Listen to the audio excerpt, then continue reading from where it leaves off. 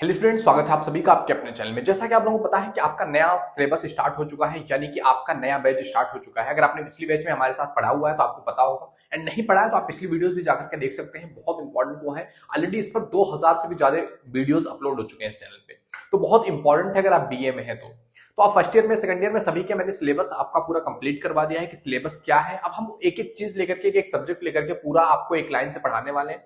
तो चैनल को सब्सक्राइब करके बेल आइकन जरूर हिट कर लीजिए, जिससे कि आपको बैक टू बैक क्लासेस मिलती रहे। तो आज की क्लास में हम डिस्कस करने वाले हैं, नया बैच हमारा है प्रथम सेमेस्टर का। किसका? बीए फर्स्ट ईयर के। बीए फर्स्ट ईयर का प्रथम सेमेस्टर। और आज हम स्टार्ट कर रहे हैं आपकी जियोग्राफी, भूगोल। और भूगोल का यूनिट नंबर 1 स्टार्ट करने वाले हैं, और यूनिट नंबर 1 को अच्छे तरीके से हम पढ़ने वाले हैं। अब आप देखो तो सही, यूनिट नंबर 1 का आपका नाम क्या है? भौतिक भूगोल की प्रकृति और दायरा, ब्रह्मांड की उत्पत्ति, सौरमंडल और पृथ्वी, पृथ्वी का आंतरिक भाग, और जो भूगोलीय समय पैमाना है, इन सब चीजों के बारे में हमको यूनिट नंबर 1 में पढ़ना है। आप देखोगे पहले क्या होता था, आपके 15, 16, 17 सब जो है चैप्टर्स होते थे, लेकिन अब आपका जो सिलेबस है उसमें कितने चैप्टर्स हैं, यानी कि कितने यूनिट्स हैं? 8 यूनिट्स हैं। तो एक यूनिट में जाहिर सी बात है थोड़ा सा ज्यादा चीजें आएंगी। तो अब हमको एक यूनिट में सारी चीजें पढ़नी है, और आपको भी पता है कि ये सारी चीजें एक यूनिट में पढ़ना बहुत ज्यादा मुश्किल हो जाएगी, क्योंकि वीडियोस घंटों से ऊपर चली जाएंगी।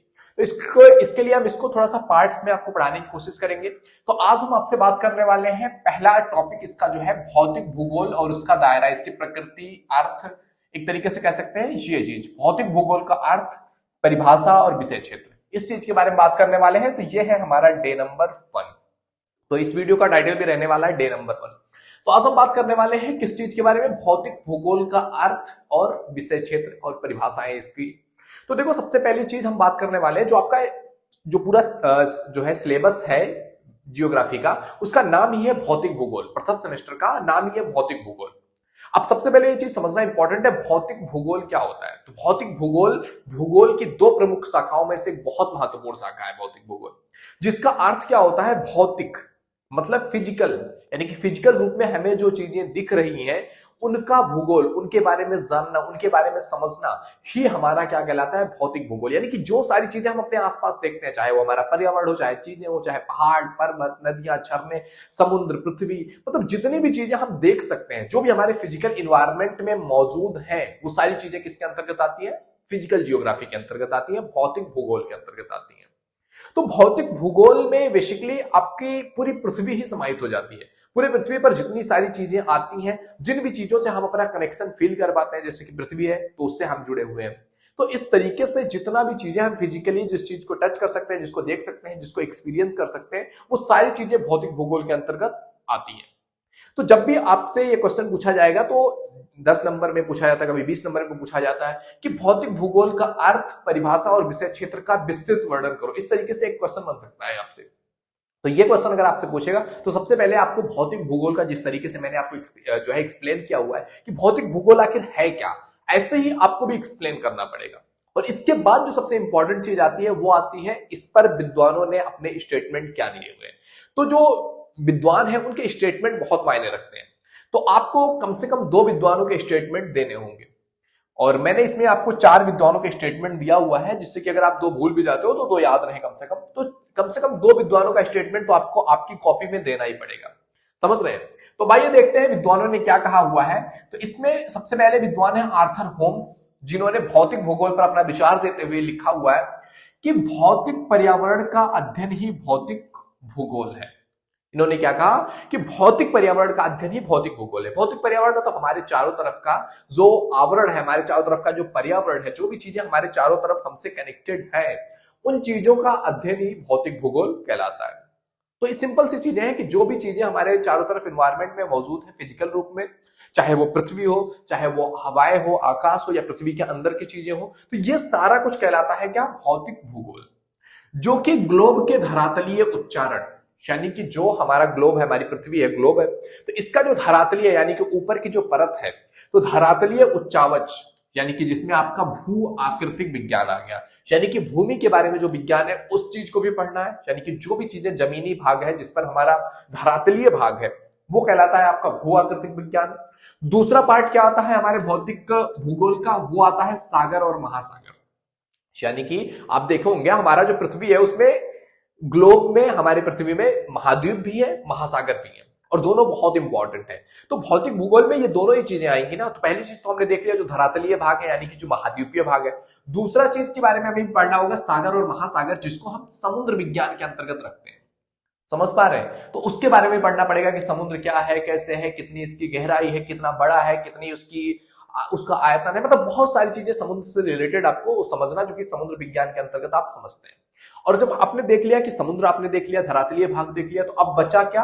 अब बचा आपका वायु, यानी कि जो हम सांस ले रहे हैं, हवाएं, हमारे चारों तरफ की जो वायुमंडल है वो चीजें। तो इसको पढ़ते हैं हम जलवायु विज्ञान के अंतर्गत कि कौन सी जलवायु कब चेंज होती है, जलवायु क्यों बदलती है, कहीं पर किसी तरीके का जलवायु पाया जाता है, कहीं दूसरे जगह पर अलग टाइप के जलवायु पाया जाता है। तो उसके पीछे रीजन क्या है, क्या वो चीजें हैं जो इसको इंपैक्ट करती हैं। तो इन सभी चीजों के विवरणों का अध्ययन करना ही भौतिक भूगोल कहलाता है। तो आर्थर होम्स ने इस तरीके से भौतिक भूगोल को परिभाषित किया हुआ है। समझ पा रहे हैं? अब आइए बढ़ते हैं अगले विद्वान की तरफ। अगले विद्वान है इसमें इमैनुअल कांट। इमैनुअल कांट ने इस पर अपना विचार रखते हुए क्या कहा हुआ है कि भौतिक भूगोल विश्व के ज्ञान का प्रथम भाग है। यानी कि अगर आप दुनिया को जानने वाले हैं या आप अपने चारों तरफ के वातावरण या पृथ्वी को आप जानना चाहते हैं, तो भौतिक भूगोल इसका पहला भाग होगा, पहला पार्ट होगा, जिससे कि आप चीजों को समझ पाएंगे। यानी कि किसी भी चीज के बारे में जानना है तो पहले आपको फिजिकल रूप में जानना पड़ेगा उस चीज को। फॉर एग्जाम्पल, अगर मुझे इस मार्कर को जानना है तो सबसे पहले मैं क्या करूंगा, इस मार्कर को देखेंगे, हाँ यार ये तो मार्कर है, ये तो कुछ है ऐसे।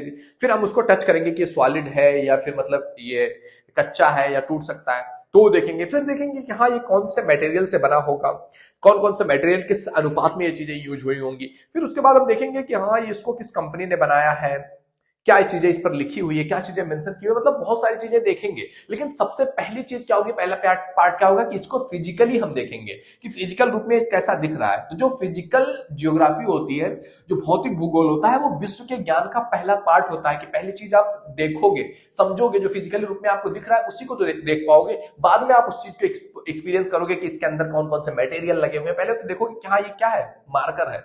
तो समझने का सबसे पहला पार्ट क्या है, भौतिक भूगोल। और आगे कहा हुआ है कि यह वास्तव में सारभूत प्राथमिक तथ्य है, और ये रियल में पहला तथ्य है जिसके माध्यम से हम किसी चीज को समझ सकते हैं। क्योंकि जब तक हम देखेंगे नहीं, जब तक हम उस चीज का एक्सपीरियंस नहीं करेंगे, तब तक हम समझेंगे कैसे उस चीज को, जिसके द्वारा विश्व के वस्तुबोध को समझा जा सकता है कि ये कौन सी चीज कहां पर है। जैसे कि कोई माउंटेन हमें दिख गया, अब जब तक हम उसको देखेंगे नहीं, जब तक हम इसकी एक्सपीरियंस नहीं करेंगे, तब तक हम माउंटेन के बारे में क्या ही समझ सकते हैं। सबसे पहले उसको क्या होगा, फिजिकल जियोग्राफी के अंतर्गत देखना पड़ेगा। तो ये इमैनुअल कांट का विचार था। अगर आप एग्जाम में लिख रहे हो, आपको ये दोनों चीजें याद है, तो बस यहीं पर आपको परिभाषाएं खत्म कर देनी है। फिर इसके बाद इससे आपने क्या सीखा, अतः इससे निष्कर्ष ये निकलता है, तो उस चीज को आप बताएंगे कि क्या ये चीज है। ओके, अब आइए देखते हैं तीसरा जो विद्वान है ए.के. लोबक। इनके अनुसार क्या है, इन्होंने कहा है कि जीवन तथा भौतिक वातावरण के संबंधों का अध्ययन भूगोल का विषय है। इन्होंने क्या कहा कि जीवन यानी कि मनुष्य का जो जीवन है और जो भौतिक वातावरण है यानी कि मनुष्य के चारों तरफ का जो वातावरण है, इनके संबंधों का अध्ययन ही भौतिक भूगोल कहलाता है। यानी कि हम मनुष्य हैं, हमारे चारों तरफ कुछ ना कुछ वातावरण है, और मनुष्य का उस वातावरण से क्या संबंध है, क्या रिलेशन है, और उस वातावरण का मनुष्य पर क्या प्रभाव पड़ रहा है, और मनुष्य का उस वातावरण पर क्या प्रभाव पड़ रहा है। इन दोनों चीजों के बीच में जो रिलेशन है, जो संबंध है, इसका अध्ययन ही भौतिक भूगोल कहलाता है। क्योंकि कोई भी चीज कहीं पर पड़ी हो, अगर मनुष्य ही नहीं है उस चीज को समझने के लिए, तो उस चीज का क्या वैल्यू है, कुछ भी नहीं। तो इसीलिए कहा गया है कि जो वातावरण है और जीवन है, इनके संबंध का अध्ययन ही भौतिक भूगोल है। मात्र भौतिक वातावरण का अध्ययन ही भौतिक भूगोल कहलाता है। यानी कि जो भी चीजें हमें भौतिक रूप में दिख रही हैं, उनका अगर हम अध्ययन कर रहे हैं, उनको हम समझ रहे हैं, तो क्या कहलाएगा, भौतिक भूगोल कहलाएगा। अगला इस पर टार और वान एंजल कहते हैं कि भौतिक भूगोल के अंतर्गत पृथ्वी के भौतिक स्वरूपों और उसके मानव पर प्रभाव का वर्णन किया जाता है। इन्होंने भी लगभग सेम चीज ही कही हुई है कि भौतिक भूगोल में हम क्या करते हैं कि पृथ्वी के जो भौतिक स्वरूप है, कि पृथ्वी पर जो भी चीजें हैं हमारे आसपास पृथ्वी पे, तो पृथ्वी और उसका मनुष्य पर क्या प्रभाव पड़ रहा है, क्या इंपैक्ट पड़ रहा है, इस चीज का वर्णन किया जाता है भौतिक भूगोल के अंतर्गत। तो इस तरीके से भौतिक भूगोल को परिभाषित किया गया है। तमाम सारे विद्वानों ने इस पर अपनी परिभाषाएं दिया हुआ है कि ये होता है भौतिक भूगोल। इस तरीके से हम भौतिक भूगोल को परिभाषित कर सकते हैं कि भौतिक भूगोल एक ऐसा भूगोल है या एक ऐसा ज्ञान है जिसमें हम भौतिक चीजों के बारे में, जो भी चीजें हमारी पृथ्वी पर है, उन सभी चीजों के बारे में हम अध्ययन करते हैं, और उसका मनुष्य पर क्या प्रभाव पड़ता है, उस चीज के संबंध को अध्ययन करना ज्यादा इंपॉर्टेंट हो जाता है। समझ रहे हैं? अब आइए देखते हैं इसके बाद, देखो हमने इसका अर्थ देख लिया, परिभाषाएं देख ली, अब हमको देखना है क्या, इसका विषय क्षेत्र। कि आखिर भौतिक भूगोल का विषय क्षेत्र क्या है।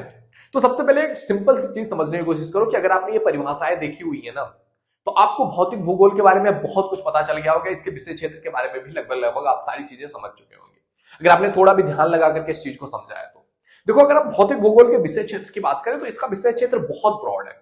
क्यों बहुत ब्रॉड है? क्योंकि ये चीज समझने की कोशिश करो कि भौतिक भूगोल के अंतर्गत पूरी पृथ्वी आ जा रही है। हमारा जो ग्लोब है, हमारी जो पृथ्वी है, पूरी पृथ्वी ही भौतिक भूगोल के अंतर्गत आ जा रही है। पृथ्वी पर कौन कौन सी चीजें हैं, पृथ्वी के अंदर कौन कौन सी चीजें हैं, पृथ्वी के ऊपर जो हमारा वायुमंडलीय वातावरण है, समुद्री चीजें हैं, मतलब बहुत पूरा एक्सपेक्ट कर सकते हो आप, पूरी पृथ्वी उसके अंतर्गत आ रही है। तो आपको भौतिक भूगोल के अंतर्गत ये सारी चीजों के बारे में अध्ययन करना है। तो अगर आप इन सारी चीजों के बारे में अध्ययन करोगे तो इसका जो विषय क्षेत्र है वो काफी ब्रॉड हो जाता है। इसमें हर एक चीज के बारे में आपको अध्ययन करना है, चाहे वो पर्वत हो, पहाड़ हो, नदियां हो, झरने हो, समुद्र हो, पृथ्वी पर और भी सारी चीजें हो, तमाम सारी वनस्पतियां हो। कहीं पर मौसम अलग तरीके का है, कहीं पर अलग तरीके का मौसम बनता है, कहीं पर पेड़ पत्ते अलग तरीके के लगते हैं, कहीं पर कुछ और चीजें होती है, कहीं मरुस्थल है तो कहीं पानी ही पानी है।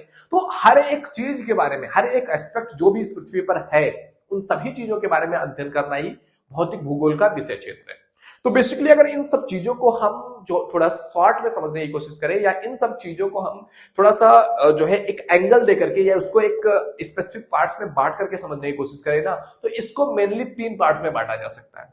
कितने पार्ट्स में बांटा जा सकता है? 3 पार्ट्स में बांटा जा सकता है, जिसमें पहला आएगा आपका प्रथम श्रेणी के उच्चायच। पहले में क्या आएगा? प्रथम श्रेणी के उच्चायच। अब प्रथम श्रेणी के उच्चायच में हमें कौन कौन सी चीजों के बारे में पढ़ना होता है? तो जो ये प्रथम श्रेणी का उच्चायच है ना, इस प्रथम श्रेणी के उच्चायच में हमको पढ़ना होता है महाद्वीप एंड महासागर। प्रथम श्रेणी के उच्चायच में हमको महाद्वीप और महासागर के बारे में पढ़ना होता है, यानी कि महाद्वीप से रिलेटेड, यानी कि इस पृथ्वी, ये जो फिजिकल रूप में हमारे ऊपर पृथ्वी दिख रही है, हम पृथ्वी पर अपने आसपास की चीजों के बारे में, जो हमारा महाद्वीप है, और महासागर से रिलेटेड जितनी भी चीजें हो सकती है कि महाद्वीप क्यों है, महाद्वीप पे ये चीज क्यों है, यहाँ पर पर्वत क्यों है, यहाँ पर नदियां क्यों है, यहाँ पर ये चीज क्यों है, मतलब पूरी चीजों के बारे में हम जो अध्ययन करेंगे महाद्वीप के बारे में या महासागर के बारे में, कि महासागर में ये चीज क्यों है, ये क्यों होता है, ज्वालामुखी क्यों उद्गार होता है, यहाँ पर मतलब वैक्यूम क्यों बन जाता है। तो बहुत सारी चीजें जो महाद्वीप और महासागर से जुड़ी हुई हैं, वो सब पढ़ी जाती है प्रथम श्रेणी के उच्चावच के अंतर्गत। समझ पा रहे हैं? तो ये हो गया एक श्रेणी। अब बात करते हैं दूसरी श्रेणी, जो द्वितीय श्रेणी आती है। इसके अंतर्गत हम क्या पढ़ते हैं कि जो भी चीजें हमारे पृथ्वी के धरातल के ऊपर दिखाई दे रही हैं, उन चीजों के पीछे रीजन क्या है, यानी कि वो चीजें बनी कैसी है, हमारी मतलब पढ़ना क्या है इसमें, पृथ्वी की जो आंतरिक धरातल है, जो पृथ्वी की आंतरिक स्ट्रक्चर है, वो कैसा है, और उसकी वजह से पृथ्वी के बाहरी स्ट्रक्चर पर क्या प्रभाव पड़ता है, ये सारी चीजें पढ़नी है। मतलब कि अभी पहले उसमें हमने क्या पढ़ा कि पृथ्वी का ऊपरी परत क्या है, लेकिन दूसरे उच्चावच में हमको पढ़ना है कि पृथ्वी की आंतरिक शक्तियां कौन कौन सी है, कौन कौन सी शक्तियां हैं जिसकी वजह से पृथ्वी पर चीजें दिखाई देती हैं। जैसे किसी वजह से जो हमारा हिमालय है, हमारे जो जितने भी पहाड़ है, पर्वत है, वो क्यों बने हुए हैं, उसके पीछे रीजन क्या है, उस जगह पर ही वो पहाड़ क्यों बने हुए हैं, नदियां हैं, समुद्र है, वो क्यों बने हुए हैं, किस शक्ति के कारण, क्या हुआ पृथ्वी पर जिस वजह से ये चीजें बनी। तो वो सारी चीजें, जो भी चीजें स्ट्रक्चर में आ रही हैं, जो भी चीजें बन रही हैं, उसके पीछे कहीं ना कहीं पृथ्वी की आंतरिक शक्तियों का, पृथ्वी के आंतरिक जो कार्य हो रहे हैं, उनका बहुत बड़ा योगदान है। जैसे आप देखो कि हिमालय के बारे में आप देख लो कि हिमालय थोड़े थोड़े टाइम पर क्या हो रहा है, हर सेकंड एक एक मतलब कुछ ना कुछ उसमें वृद्धि हो रही है, हिमालय की हाइट बढ़ रही है, वो स्थिर नहीं है। तो क्यों हो रहा है ये चीजें? कहीं ना कहीं पृथ्वी की आंतरिक शक्ति उस पर काम कर रही है। और हिमालय देखोगे तो बहुत जो है प्राचीन पर्वतों में नहीं है ये। हिमालय का निर्माण जो है बहुत मतलब अर्लीस्ट फॉर्म में हुआ है, इसका निर्माण जो है बहुत प्राचीनतम पर्वतों के रूप में नहीं हुआ है। समझ रहे हैं? तो ये नया बना हुआ है। जहां पर आज हिमालय है वहां पर किसी टाइम पे समुद्र हुआ करता था। समझ रहे हैं? तो हिमालय क्यों बना, उसके पीछे क्या रीजन था, क्या पृथ्वी पर ऐसी चीजें हुई जिसकी वजह से ये चीजें बनी। तो हर एक चीज के पीछे पृथ्वी की जो आंतरिक शक्तियां हैं वो किस तरीके से काम कर रही हैं, उसके बारे में पढ़ना है आपको द्वितीय श्रेणी के उच्चावच में। समझ रहे हैं? और अब बात करते हैं तीसरी श्रेणी के उच्चावच। तीसरी श्रेणी के उच्चावच में अब क्या बचा, हमने पृथ्वी के ऊपर मतलब पृथ्वी का धरातल पे जो भी चीजें हैं फिजिकल रूप में, वो चीजों के बारे में हमको पहले पढ़ना है, जैसे महाद्वीप और महासागर के बारे में। द्वितीय श्रेणी में हमको पृथ्वी के अंदर क्या चीजें हैं वो सारा कुछ हमने पढ़ लिया।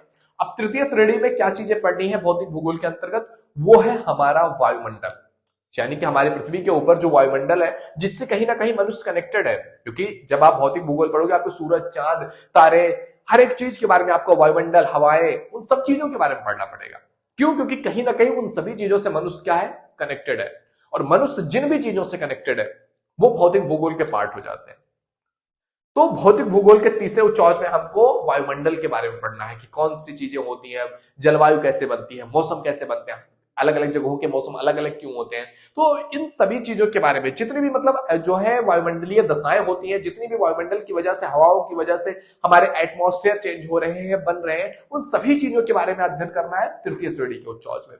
तो इस तरीके से हम अगर भौतिक भूगोल के विषय क्षेत्र की बात करें तो इतना सारा विषय क्षेत्र है कि पहले में हमको पृथ्वी के ऊपर क्या चीजें, मतलब पृथ्वी के धरातल पर, दूसरा पृथ्वी के अंदर, तीसरा पृथ्वी के बाहर जो हमारा वायुमंडल है उसमें जो भी चीजें हो रही है, इन सभी का अध्ययन करना ही भौतिक भूगोल का विषय क्षेत्र कहलाता है।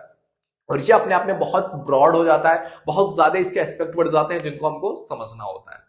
तो आज की वीडियो में हमने क्या देखा कि भौतिक भूगोल क्या है, इसका अर्थ क्या है, इसकी परिभाषा क्या है, इसका विषय क्षेत्र क्या है, ये सारा कुछ आज इस वीडियो में हमने कवर किया हुआ है। अब और भी चीजें देख सकते हैं, अभी पूरा बचा हुआ है, ये सारी चीजें आपको पढ़नी है जो कि हम पढ़ेंगे आगे की वीडियोस में। तो अगर आपको वीडियो पसंद आया तो लाइक जरूर कीजिए, पहली बार चैनल पे आए प्लीज चैनल पे विजिट कीजिए, अगर आपको लगता है ये आपके लिए वैल्यूएबल है तो सब्सक्राइब जरूर कीजिएगा। अब आने वाली वीडियोज को आपको नोटिफिकेशन मिलता रहे इसके लिए चैनल को सब्सक्राइब के बेल आइकन हिट कर लीजिए, अपने फ्रेंड सर्कल में सभी के पास शेयर कर दीजिए कि नई क्लासेज स्टार्ट हो चुकी हैं, उनके लिए काफी इंपॉर्टेंट है, तो आकर के जल्द से जल्द क्लासेज ज्वाइन कर लें।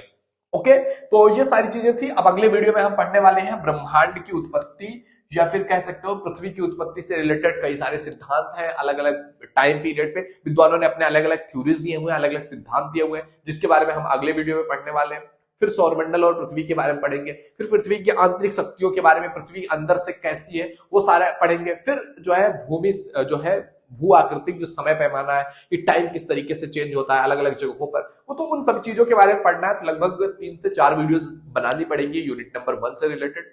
तो आज की हमारी पहली वीडियो थी, अगर पसंद आया तो लाइक जरूर कीजिएगा। ओके दोस्त, मिलते हैं आपसे अगले वीडियो में, तब तक के लिए जय हिंद, जय Bharat, thank you, bye bye.